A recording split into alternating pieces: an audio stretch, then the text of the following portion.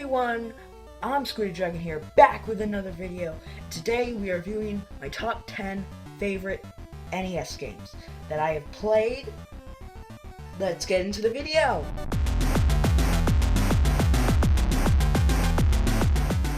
Coming in at number 10 is Batman. Batman is one of my favorite superheroes. That may be controversial, but I don't think it is. But this game, it's really fun. You gotta try it before you criticize any of my choices. Yeah, that one's fun. And really, it's a fun platformer. Great side scroller. It can be unfair at times, but you know, it gets harder and harder, basically. And it's really fun. I enjoyed it a lot. It really follows how Batman. It's a great, because Batman is a great franchise of video games right now. PS4, but it all had to start somewhere, and they started with a really great game. Now,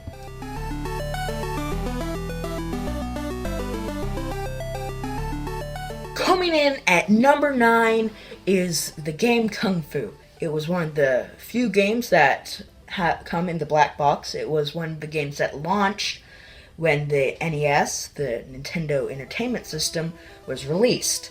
It's very good. It is very short. There's only 5 stages, 5 screens, and it's more of an arcade game. So it was more about getting a high score than beating the game. So it's really fun. I've basically beaten it. I beat it. It comes with a fair challenge. Both punches and kicks, and up is the jump button, but this was when the games were new. So, like, they didn't really nail down how to make video games. This was on the release date, as I said, and it is fun. It's really fun. A fair challenge. It's basically, it's just fun. That's all I gotta say. You gotta try it for yourselves. You should really play it.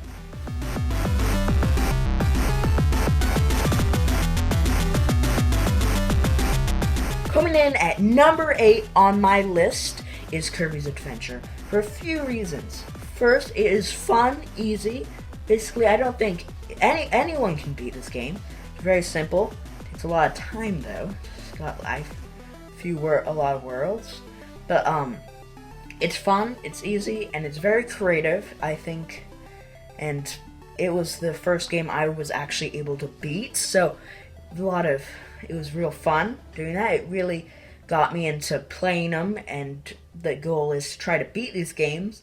And it really started off me wanting to really beat NES games, because it felt really rewarding after a grind through one play session, because I couldn't save. I didn't know how it worked at the time.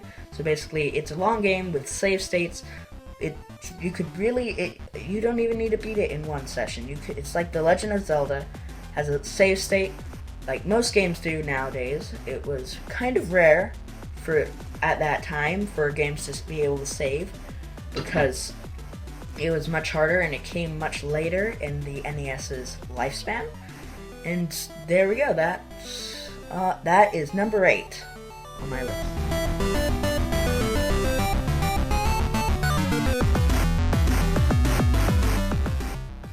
Coming in at number 7 on my list is going to be Metroid. Realistically, this game is fun, but also very confusing. My first playthrough without a map, it's near impossible to know where you're going. It takes a long time to learn. Even when I played it, I went and looked up a map on the game, because it's very difficult and it's hard to know where all the things are. There is a long password. That is one negative. It's also very hard at the very beginning. But after you get all the power-ups, it becomes much easier, and then getting a few E-tanks, it makes it so that it really hard to die, but it would take a major mistake to lose, like going against a boss, falling into lava. It's fun. It's a fun game.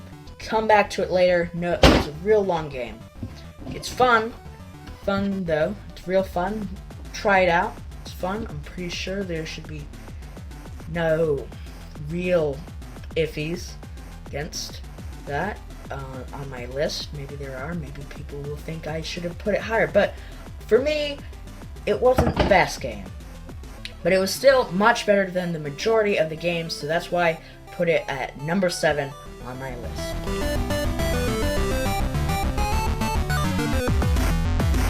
Coming in, number 6 is Mega Man 2. Some say it is the best NES game. I liked it, but really, it was very difficult. I never beat it, but this is early. I probably have beat it in a few years.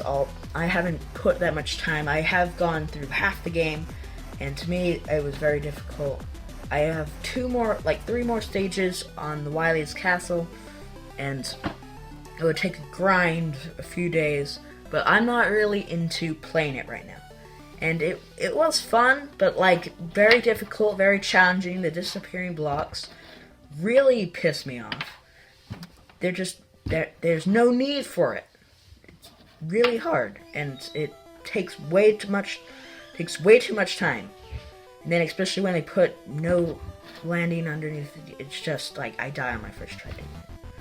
But it was still a great game compared to the rest of the games on the NES library.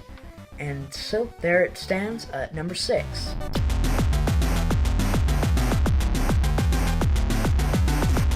Coming in at number 5 is going to be Mike Tyson's Punch. It was fun. I beat the game. It was fun. I enjoyed it. It was one of the few games that I remembered. It was probably like my first game. We went and played it at Newport at a hotel, and it was fun. And I beat it, and it was a great time. But it takes time to learn all of the patterns of each and all the weaknesses of each fighter. Great boxing game, and it came late in the NES's lifespan when they really nailed how to make these games.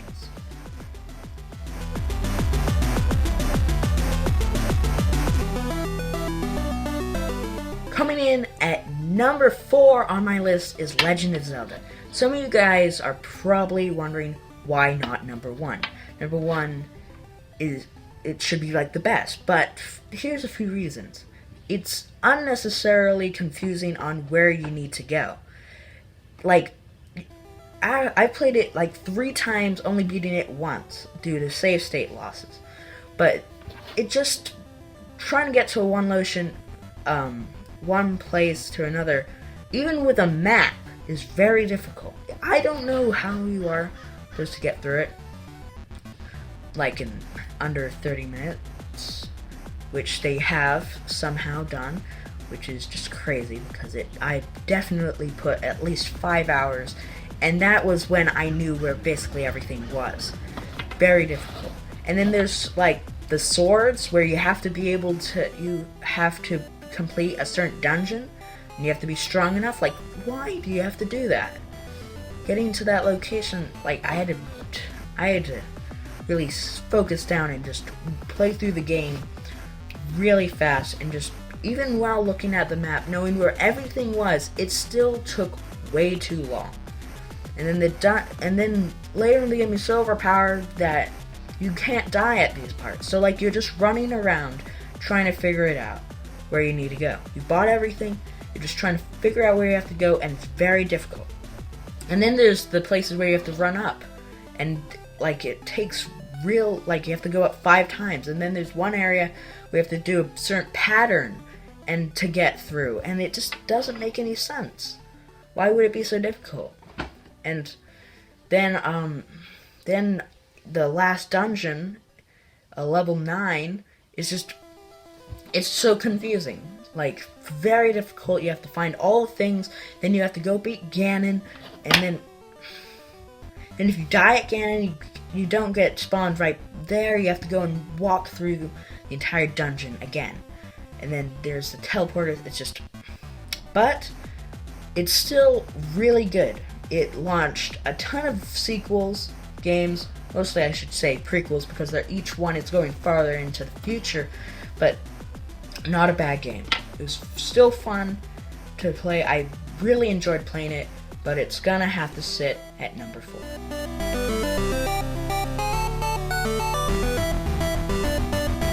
Coming in at number 3 is Ninja Gaiden. This game may be a shocker to some of you, maybe not, but it was a fun, action-packed side-scroller with really intense gameplay, but it was also very difficult, to the point where it was infuriating. But it was the first really hard game I wanted to beat, and I beat it. But the secret was that I didn't beat it all the 3 major bosses in a row. I just beat each one with spin slash, because every single time I would get to the next one, I would end up dying. So that's really the way to beat Jackie-O. Some people, they just never really analyzed that you could do this. Most people, they get to Jackie-O, they die to Jackie-O, and then they just stop playing. They're just done. But if you can make it back, even though they don't replenish your health, the last level, there's a healing kit almost at the beginning of the last screen. You get that with spin slash, save your Nimpo coins, and then you get there, and you one-hit Jackie-O. And then if you can't do the final boss with it, you just end up dying, then you could do it to do it again. So if you want, it's really the easiest way to play the game. And it was really fun. To me, it was action-packed, and that's why it is at number 3 on my list.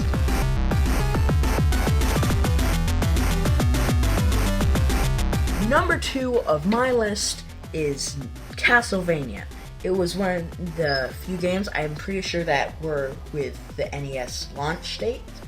It had some clunky controls with the jumping, but it was in the NES's early days, so it was acceptable. But without a doubt, it was really fun, but it was also very difficult. It's one of the few games that were difficult, just like Ninja Gaiden. It took a lot of time, final bosses, and it was a fun, it had hard parts, sure, but it had a lot of fair challenge in the gameplay. And then there was Dracula with the only way to really, for me, is to do the holy water strat. Basically, for most of the bosses, holy water is overpowered, except for the bat, and the bat, because it's in the air, you gotta use the axe, but that's level 1, and it's an easy boss anyway. But the Grim Reaper, without the holy water, I don't think I can beat it. But the easiest way for me is just to go and throw it so that he can't summon his sides to attack you. And the hallway just becomes so much easier with holy water. And some people, they throw it and then walk through it. I really don't need to use that, but just the bosses. Then the Hunchback and Frankenstein, it's very difficult without holy water. I think I've done it a few times, but it's maddening.